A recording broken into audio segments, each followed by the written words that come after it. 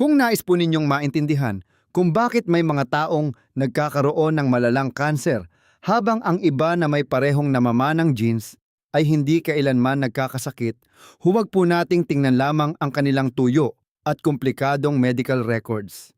Tingnan po natin ang mga pagkaing inihahain sa kanilang hapagkainan araw-araw.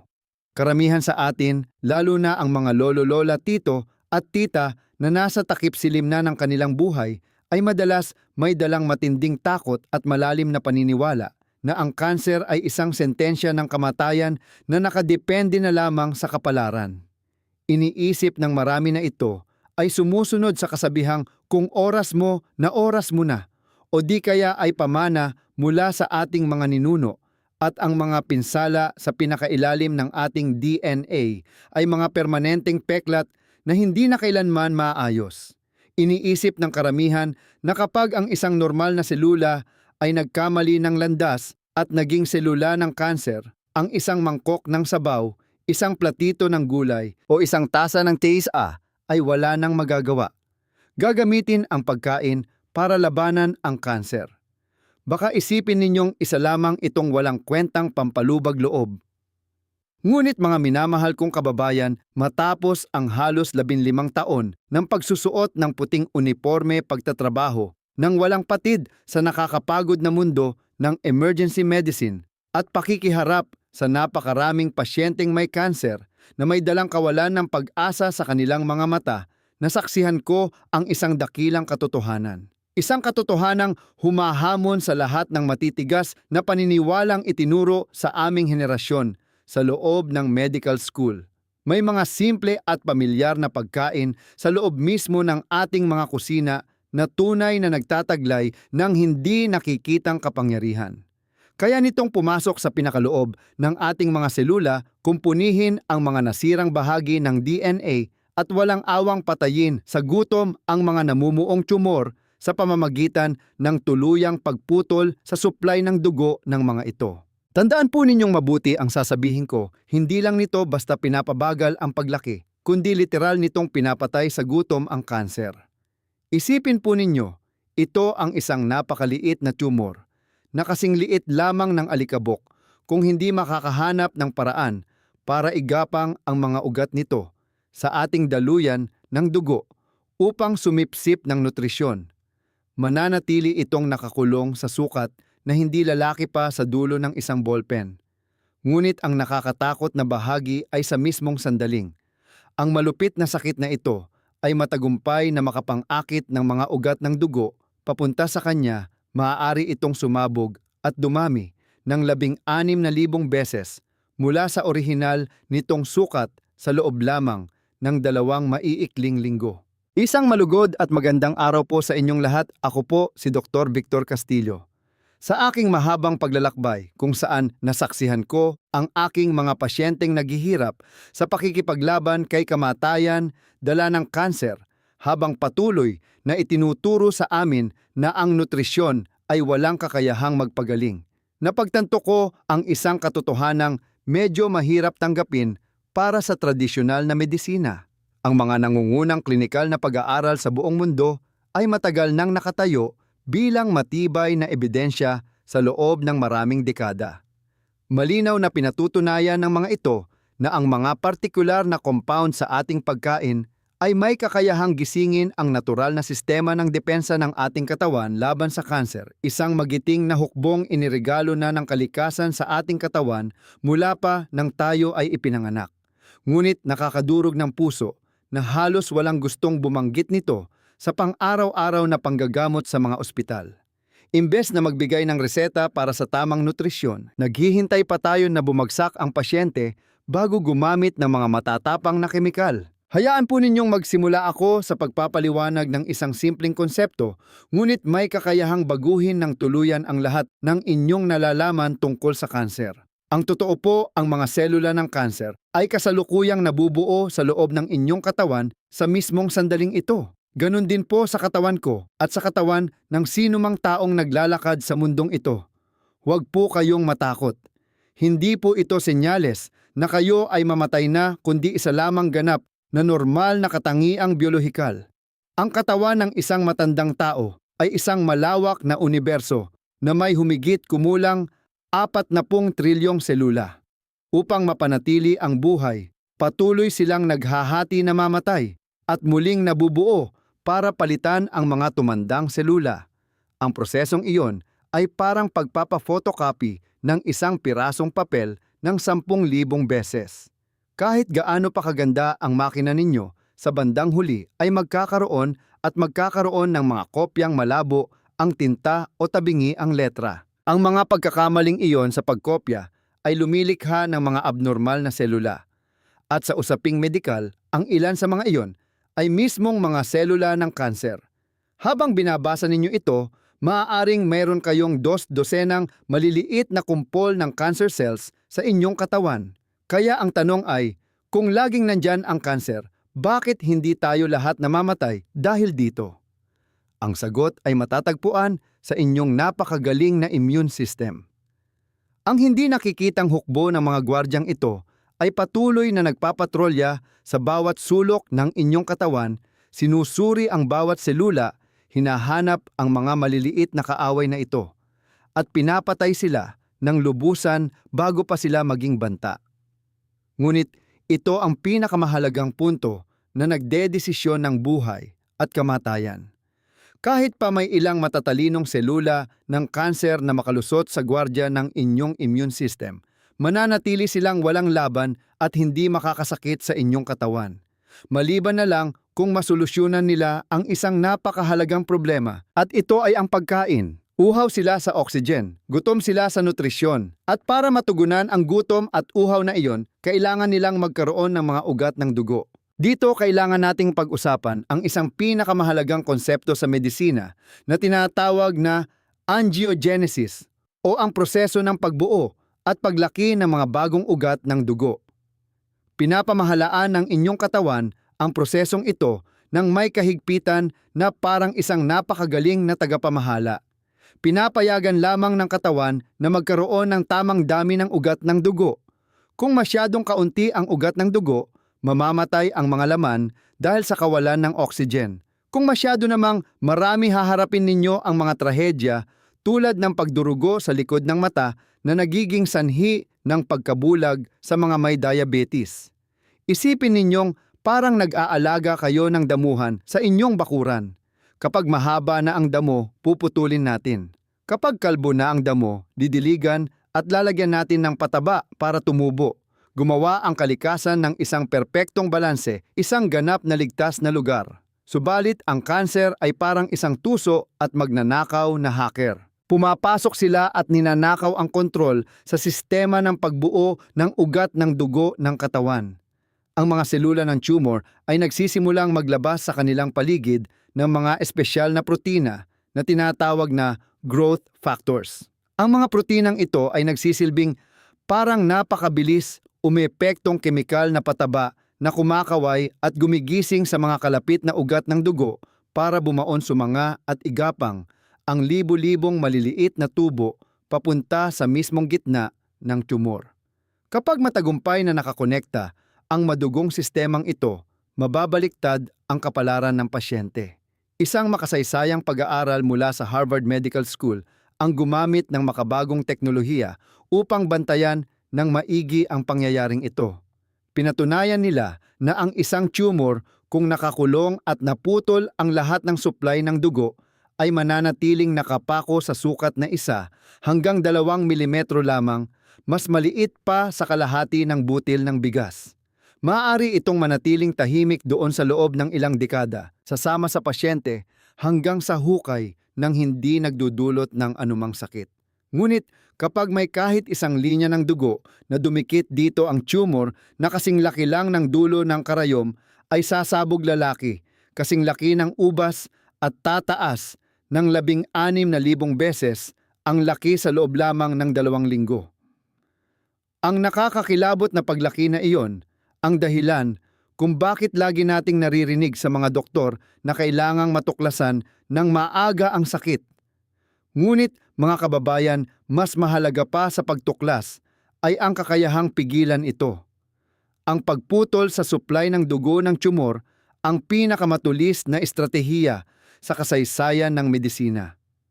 Sa loob ng maraming dekada, ang malalaking kumpanya ng gamot ay nagbuhos ng bilyon-bilyong dolyar para gumawa ng mga gamot na pumipigil sa angiogenesis. Marami silang nailigtas na buhay, ngunit nagdulot din ito ng mga malulupit na side effects dahil ang mga kemikal na gamot ay walang mata. Sinisira rin nito maging ang mga malulusog na ugat ng dugo na nagpapakain sa katawan. Sa gitna ng paghihirap ng mga siyentipiko dahil sa side effects ng gamot, isang mahiwagang pag-asa ang lumitaw na bumago sa buong pananaw ko sa medisina. Sa laboratorio, habang sinusubok ang mga chemical na gamot, isang grupo ng matatapang na siyentipiko ang nakaisip ng ideya. Bakit hindi natin patakan ng katas ng mga pamilyar na pagkain ang mga petri dish o platito sa lab para makita kung ano ang mangyayari? Nagsimula sila sa isang inumin na pamilyar sa ating mga Asyano, ang green tea o tsaang berde. Nang lumabas ang resulta sa screen ng computer, napigilan ng lahat sa laboratorio ang kanilang hininga. Ang kakayahan ng green tea na harangan ang paglaki ng mga abnormal na ugat ng dugo ay napakalakas, kaya kung ipipikit ng mga siyentipiko ang kanilang mga mata at titingnan lamang ang chart, iisipin nilang nakatingin sila sa epekto ng isang bagong henerasyong kemikal laban sa kanser na nagkakahalaga ng libu-libong dolyar at hindi sa isang murang katas ng dahon na nabibili kahit saan. Ang purong polyphenol compound sa green tea, lalo na ang tinatawag na EGCG, ay pinalibutan at pinigilan ang mga growth factors ng tumor nang walang awa at may eksaktong target. Hindi nag-iisa ang green tea sa laban na ito. Nang gamitin ng mga mananaliksik ang mahigpit na pamamaraan ng parmasya sa pagtest ng mga gulay at prutas, nakatuklas sila ng isang dambuhalang kayamanan, may higit sa 100 uri ng pagkain ang may katangiang pumigil sa angiogenesis na kayang masukat ng malinaw. Hindi lamang nila ginugutom ang tumor, kundi gumagawa rin sila ng pangalawa at dakilang misyon, ang pagkumpuni sa mga nasirang DNA. Tulad ng nasabi ko sa bawat araw na lumilipas ang inyong DNA, ay nakakatikim ng milyon-milyong hindi nakikitang hagupit. Mula sa ultraviolet rays ng sikat ng araw, makapal na usok at polusyon sa kalsada, mga natitirang pestisidyo sa mga gulay sa palengke, mga kemikal sa mga karne at isda, hanggang sa mga free radicals na nabubuo mula mismo sa ating paghinga at pagtunaw ng pagkain. Ang ating katawan ay may isang grupo ng mga tagakumpuni na nagtatrabaho ng walang pahinga para pagdugtungin ang mga naputol na genes. Ngunit mga tito at tita, kahit gaano pa kagaling ang mga manggagawa, wala silang magagawa kung walang materyales. Kung hindi kayo nagbibigay ng sapat na nutrisyon, ang mga maliliit na sira ay may ipon at magiging mga lubak. At ang mga lubak ay guguho at magiging malalaking butas sa kalsada ng DNA at ang kanser ay lilitaw mula sa butas na iyon.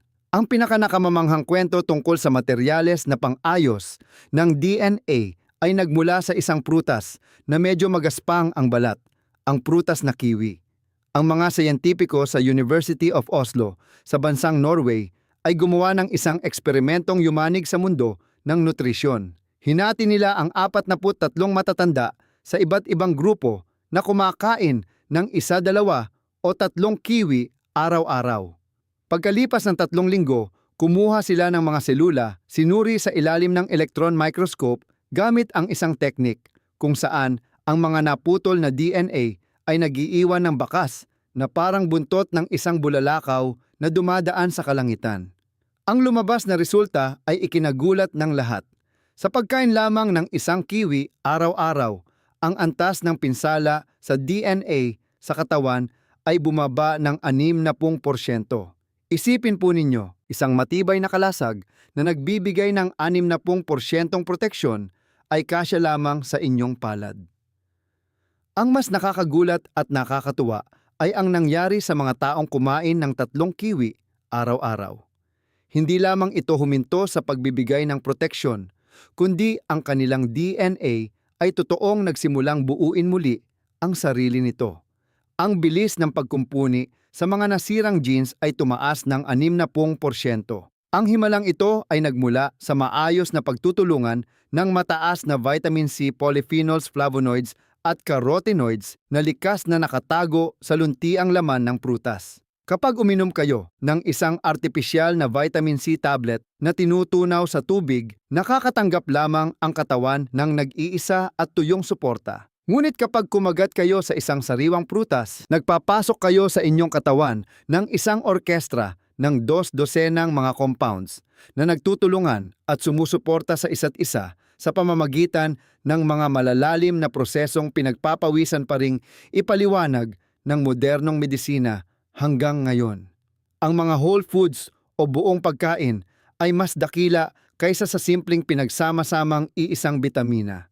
At para magamit ang lakas na ito, tandaan po ninyo na ang kanser ay hindi lamang naiiwasan sa pamamagitan ng pag-iwas, dito pag-iwas, doon pagkatakot sa mga kemikal o pagtatago sa sikat ng araw. Iyon ay isa lamang passive o mahinang uri ng pagdedepensa. Kailangan nating kusang magbigay ng sandata sa ating immune system. Pagdating sa usaping sandata ng immune system, gusto kong ikwento sa inyo ang isang nakakaantig na kwento tungkol sa isa kong pasyente na tatawagin nating Aling Flora. Si Aling Flora ay lampas 80 taong gulang na isang edad na karaniwang hinihiling na lamang natin ang kapayapaan, kapiling ang ating mga anak at apo. Ngunit nakatanggap siya ng isang papel na nagsasabing mayroon siyang endometrial cancer o cancer sa matris na kumalat na. Ang mga malulupit na bukol ay kumalat na sa ibang bahagi ng katawan. Sa isang malaking ospital sa Maynila, umiling na ang mga kapwa ko doktor at pinayuhan ang pamilya na iuwi na lamang siya para alagaan at bigyan ng pampaginhawa sa bahay dahil sa kanyang edad, mas mabilis siyang papatayin ng chemotherapy kaysa sa mismong sakit. Binalot ng matinding kawalan ng pag-asa ang kanilang maliit na tahanan. Ngunit ng oras na iyon, naisip ko ang isang pinakabagong direksyon ng medisina sa buong mundo, ang immunotherapy o pagpapalakas ng immune system. Napakatuso ng mekanismo ng kanser. Ang tumor ay naglalabas ng isang uri ng protina na bumabalot sa ibabaw nito na parang isang balabal na nagpapalaho. Dahil dito, ang ating natural killer cells at T-cells na siyang mga pulis ng katawan, kapag dumaan sila aakalain nilang ito ay isang normal at malusog na selula. Ang immunotherapy ay hindi gumagamit ng lason para patayin ang kanser, kundi nag-iiniksyon ito sa katawan ng isang gamot para tanggalin ng sapilitan ang balabal na iyon upang ituro sa immune system na nandito ang kaaway.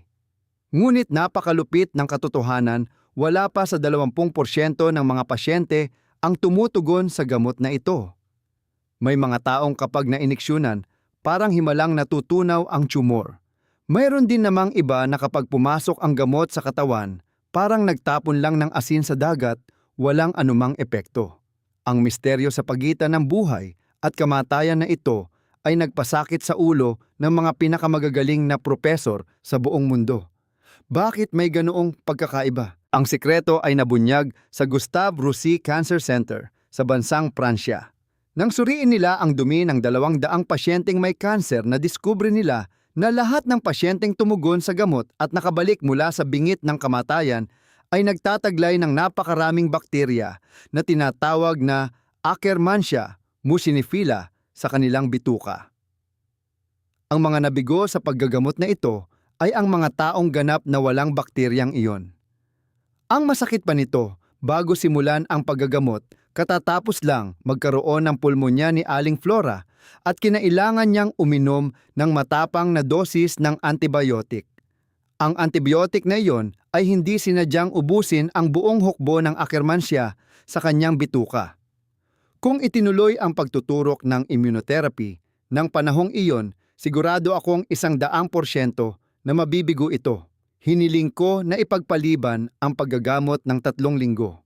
Sa loob ng 3 linggong iyon, araw-araw kong pinayuhan ang pamilya na painumin si Aling Flora ng 120 mililitro ng purong katas ng granada o pomegranate na katumbas ng humigit kumulang kalahating granada. Mga lolo at lola, ang bakteryang Akkermansia ay napaka-espesyal.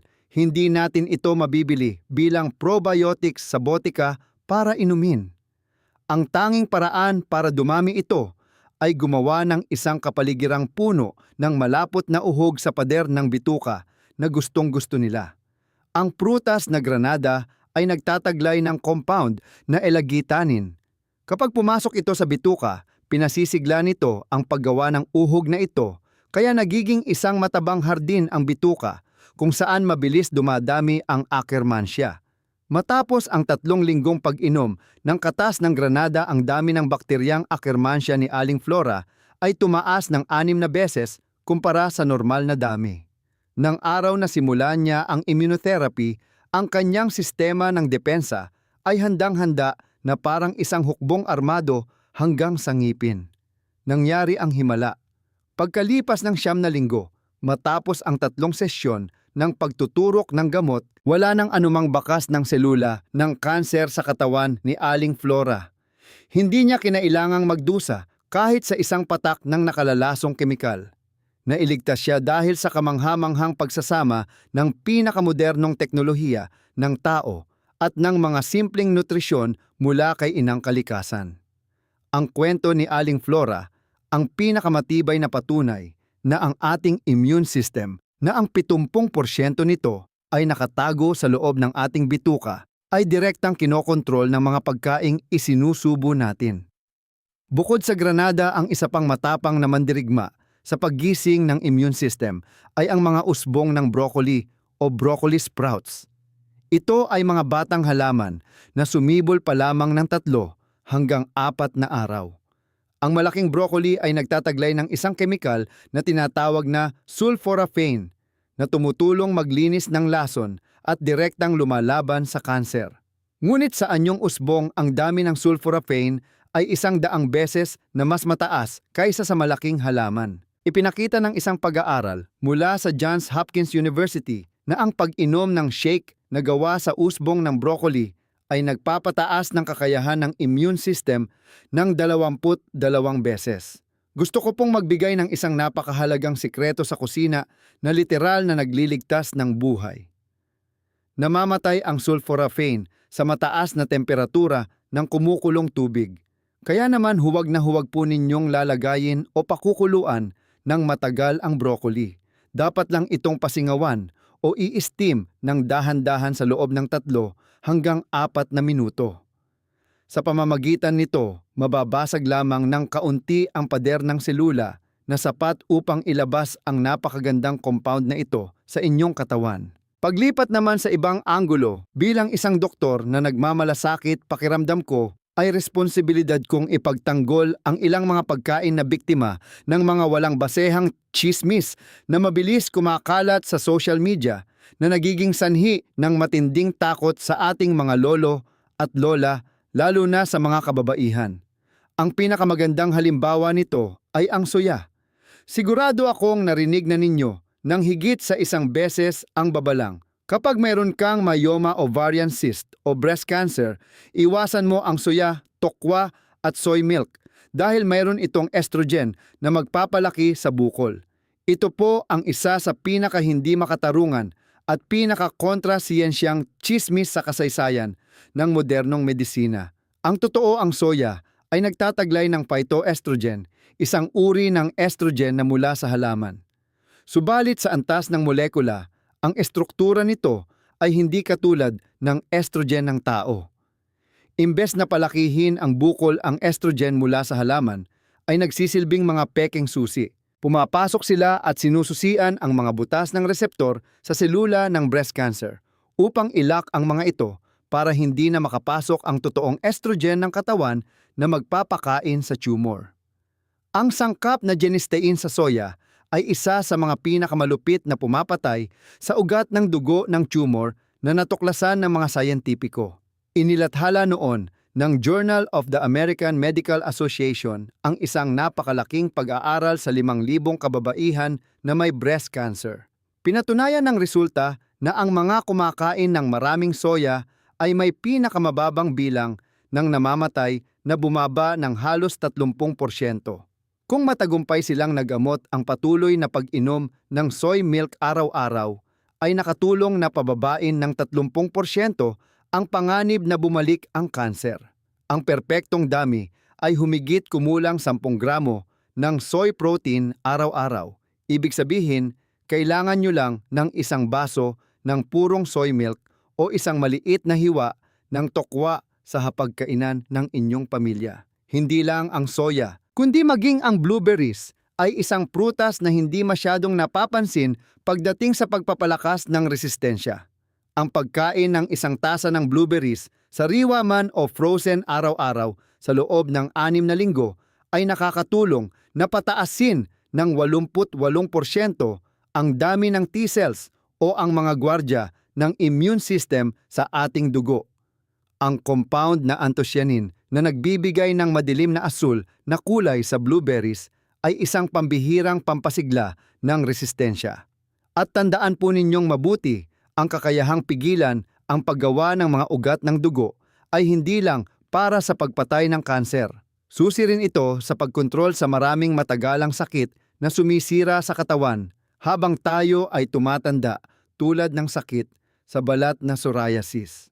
Maraming tao ang nag-aakala na ang psoriasis ay isa lamang sakit sa balat na namumula, nangangati at nagbabalat na gagaling kapag pinahiran ng gamot.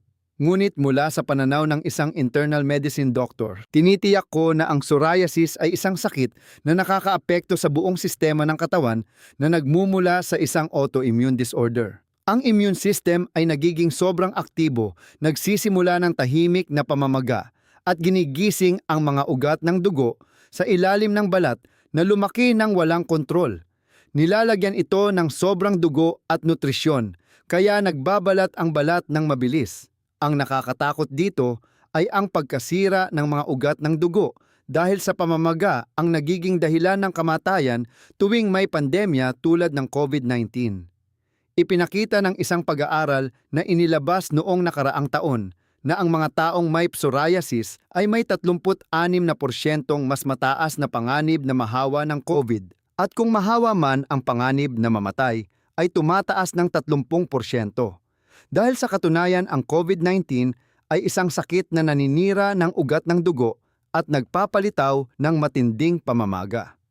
Kapag pumasok ang virus sa katawan na mayroon ng pamamaga tulad ng psoriasis, para itong nagbuhos ng 1 galong gasolina sa nag-aapoy na apoy. Bukod dito, nadiskubre na rin ng medisina ang mahigpit na ugnayan ng psoriasis, pamamaga ng buong katawan at ng sistema ng panunaw, partikular na ang pagiging sensitibo sa gluten na matatagpuan sa trigo, tinapay at toyo. Kung kayo ay gumagamit ng malalakas na gamot sa immune system tulad ng steroids para sa psoriasis pero hindi pa rin ito gumagaling, subukan ninyong baguhin ito sa pamamagitan ng pag-iwas sa gluten at pagdami ng pagkaing pumipigil sa mga ugat ng dugo. Ang lahat ng bagay sa ating katawan, mula sa puso't ugat, bituka, immune system, hanggang sa ating balat ay magkakarugtong sa pamamagitan ng mga hindi nakikitang koneksyon. Walang anumang sakit ang nag-iisa. Ang pagkain ng isang platito ng nilutong kamatis ay hindi lang maganda para sa mga kalalakihan para maiwasan ang prostate cancer. Ang lycopene sa kamatis na pinakamaraming nailalabas kapag ginisang kamatis sa mainit na kawali na may kaunting olive oil ay pumapasok din sa mga ugat ng dugo at pinapatay ang mga reaksyon ng pamamaga sa buong katawan. Mula sa sakit sa puso hanggang sa psoriasis o cancer, ang susi sa magandang kalusugan ay palaging nakasalalay sa pagpapanatili ng tahimik at maayos na daloy ng mga ugat ng dugo at isang matalinong immune system. Ngunit mga minamahal, ang katawan ng tao ay hindi lang basta marunong dumepensa at magtiis. Sa pagpasok natin sa katanghaliang gulang, lagi tayong takot sa pagtanda at paghina ng ating mga internal organs. Ngunit inilagay na ng may kapal ang isang himala ng muling pagkabuhay sa loob ng mismong buto natin. Ito ang ating mga stem cells. Nang umiyak tayo sa pagkapanganak at pinutol ng doktor ang ating pusod palihim nang itinago ng ating katawan ang humigit kumulang 70 milyong purong stem cells na nakakalat sa utak ng ating buto o bone marrow, sa mga taba at sa ilalim ng ating balat. Nagsisilbi silang parang isang quick response rescue team o grupo ng mga rumesponde sa emergency. Kapag nahiwa ang inyong kamay, susugod ang mga stem cells para gumawa ng bagong balat.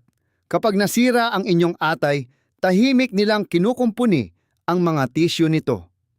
Sa isang pag-aaral tungkol sa mga pasyenteng na-admit sa emergency dahil sa matinding paso, nakita namin ng aking mga kasamahan kung paano naglabas ang katawan ng napakaraming stem cells sa dugo na parang mga bubuyog na lumalabas sa kanilang pugad para pagalingin ang malaking sugat. Ngunit malupit ang panahon. Habang tayo ay tumatanda, ang reserba ng ating stem cells ay umuunti at nagiging tamad at mabagal na rin sila. Sa kabutihang palad, muling suminag ang liwanag ng pag-asa mula sa ating pagkain. Pinatunayan ng mga mananaliksik na ang aktibong sangkap na beta-glucan na matatagpuan sa oatmeal o oats barley at mga kabute o mushrooms ay may kakayahang magpatunog ng alarm para gisingin ang mga stem cells at utusan silang gumawa ng mga bagong malulusog na ugat ng dugo upang lagpasan ang mga baradong ugat sa puso. Lumilikha ito ng isang natural na tulay para dugtungan ang buhay nang hindi na nangangailangan ng operasyon sa puso. O para sa mas pang-araw-araw na halimbawa, ang balat ng mansanas. Napakaraming matatanda ang may ugaling balatan ng buo ang mansanas bago ito kainin. Maliban na lang kung ang mansanas ay binumba ng pestisidyo. Kung nakabili kayo ng malinis at organic na mansanas, ang pagtatapon ng balat ay parang pagtatapon ng isang yaman na tinatawag na ursolic acid. Hinihikayat ng sangkap na ito ang katawan na gumawa ng nitric oxide na tumutulong upang paluwagin at muling buuin ang mga ugat ng dugo sa mga paa at kamay. Ipinakita ng isang eksperimento sa sirkulasyon ng dugo sa mga paa na malapit ng mamatay na kayang pilitin ng ursolic acid ang mga ugat ng dugo na tumubong muli para padaluyin muli ang dugo sa mga parteng. Akala ng lahat ay kailangan ng putulin. Ang mas maganda pa, ang himalang ito ay dodoble kung alam ninyo kung paano pagsamahin ang mga pagkain upang lumikha ng pagtutulungan ng mga pagkain. Huwag ninyong kainin ang mga ito ng mag-isa. Ang pag-inom ng isang lagok ng green tea ay maganda na. Ngunit kung pipigaan ninyo ng ilang patak ng sariwang kalamansi o lemon ang vitamin C mula dito, ay ibablock ang EGCG upang matulungan ang katawan na sipsipin ang sangkap na panlaban sa kanser ng 6 na beses na mas mataas. Ang pagkain ng hilaw na kamatis ay nagbibigay lang ng kaunting lycopene. Ngunit kapag ginawa ninyong ginisang kamatis na may kasamang malusog na taba mula sa olive oil, ang kakayahan ng katawan na sipsipin ang lycopene ay tumataas ng 3 beses. Sa umaga, kumain kayo ng mga sariwang prutas tulad ng berries at kiwi upang maprotektahan ang inyong DNA bago ninyo harapin ang maghapong puno ng polusyon at radiation. Sa gabi, magtimpla ng mainit na green tea at kumain ng kaunting tokwa upang pigilan ang paglaki ng mga sobrang ugat ng dugo habang nagpapahinga ang inyong katawan. Ang pagiging pare-pareho at paggawa nito araw-araw ay mas dakila kaysa sa mga uso at matinding pagdadayet o ang matinding pag-aayuno na madalas ay iniiwan din dahil sa gutom. Bago po ako pumunta sa mga huling linya ng ating usapan ngayon, may hihilingin sana akong maliit na pabor. Napansin ko po sa mga mensahe at komento mula sa mga nanonood ng aking mga video na hindi nila namalayan na hindi pa pala sila nakasubscribe sa aking channel. Pwede po bang pakicheck ninyo ngayon? Libre lang po ito, 2 segundo lang ang aabutin at malaking tulong ito upang maabot ng channel na ito ang mas marami pang mga taong katulad ninyo na naghahanap ng totoong impormasyong pangkalusugan na nakabase sa siyensya. Mga tito at tita lolo at lola, ang kalusugan ay hindi kailanman resulta lamang ng swerte o malas. At ang mga sakit, kahit gaano pa kalupit tulad ng kanser, ay hindi nangangahulugang iyon na ang huling hantungan ng inyong katandaan. Sa gitna ng mabilis na takbo ng buhay, Sa pagitan ng mga pasilyo ng ospital na amoy gamot at mga buntong hininga na pinipigilan ang luha, patuloy akong naniniwala sa isang mahinahong liwanag, ngunit may dalang matinding sigla ng buhay. Ang liwanag na iyon ay hindi nagmumula sa mga walang pusong laboratorio, kundi nagmumula sa mga hapagkainan ng ating pamilya, mula sa init ng ating masisikip na kusina, at mula sa matalinong pagpili ng bawat isa sa atin sa bawat pagkain natin. Ang inyong katawan ay isang sagradong templo na nagdadala ng milyon-milyong taong karunungan ng kalikasan. Huwag ninyo itong hayaang lumaban ng mag-isa sa gitna ng gutom. Bigyan ninyo ito ng paggalang at bigyan ninyo ito ng tamang gasolina para muling mabuhay. Kumuha kayo ng isa pang kurot ng berdeng gulay, magtimpla ng isa pang tasa ng tsa-tsa, ngumiti, bagalan ang takbo ng buhay, at damhin ninyo ang pagdaloy ng buhay sa bawat selula ninyo. Isang mahalagang aral. Ang ating kusina ang pinakamagaling na botika at ang ating pagkain ang pinakamabisang reseta. Nasa ating mga kamay at mga desisyon, araw-araw ang kapangyarihang gisingin ang mga natural na doktor sa loob ng ating katawan upang labanan ang anumang sakit. Mangyari po sanang mag-iwan ng komento sa ibaba para ibahagi ang inyong mga karanasan sa kalusugan. I-share ang videong ito sa inyong mga mahal sa buhay na maaaring nangangailangan ng sandalan ngayon, at huwag kalimutang mag-subscribe sa channel upang patuloy tayong magkasama sa paghahanap ng magandang kalusugan.